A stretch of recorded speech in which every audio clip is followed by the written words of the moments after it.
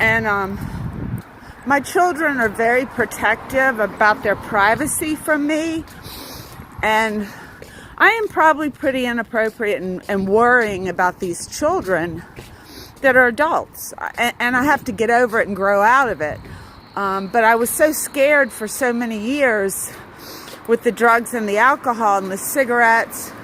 Jerry came to court for Morgan and the Chins program, which she had to go in when she was living with her father because of drugs, because he allows drugs. He says there's nothing he can do about it. And then he goes off and drinks and passes out. And, you know, even if he could, when you're an alcoholic and you dismiss the reality of being a parent, he's right. Unless he could get his alcoholism under control, he can't be a parent. He tried to be their friend, but he's kind of too old. He's like 66. And they partied together and stuff like that with the teenagers. He was an alcoholic. But, you know, I did take him to court and I didn't get the kids. And finally, my daughter Morgan wanted to come live with me.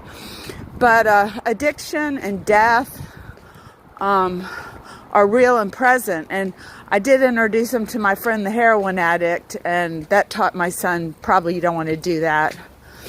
I'd gone through drug court with him, and he was living with his dad, and they're very defensive of their father, as they should be. But they also don't really realize the consequences that can happen in their life from a teenage addiction standpoint of alcohol or drugs.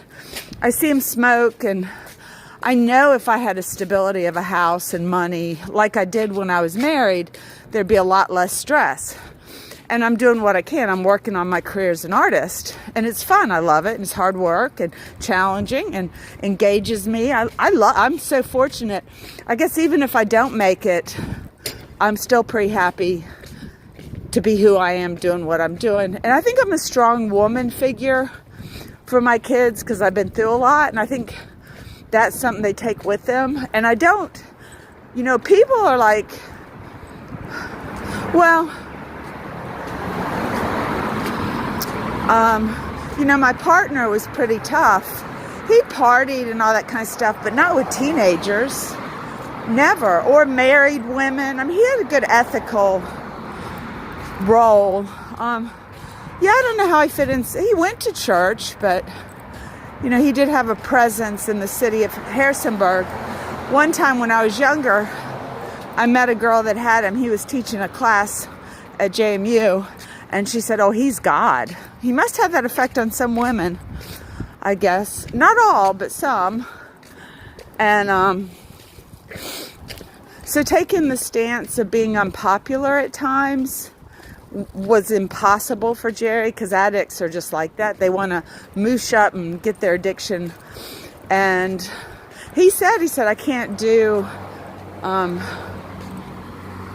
not controversy, but anyway, his character was flawed big time because he didn't get help for alcohol. He's ruined 2 families. But for my kids, I'm trying not to be a helicopter parent, but I want to make sure that they don't go into if I can do anything to prevent or get them help from going into addiction. Like my daughter, I saw in her, not her journal, but her sketchbook, that she'd been doing cocaine. And I took photographs and I sent it out to people, and she was so furious at me.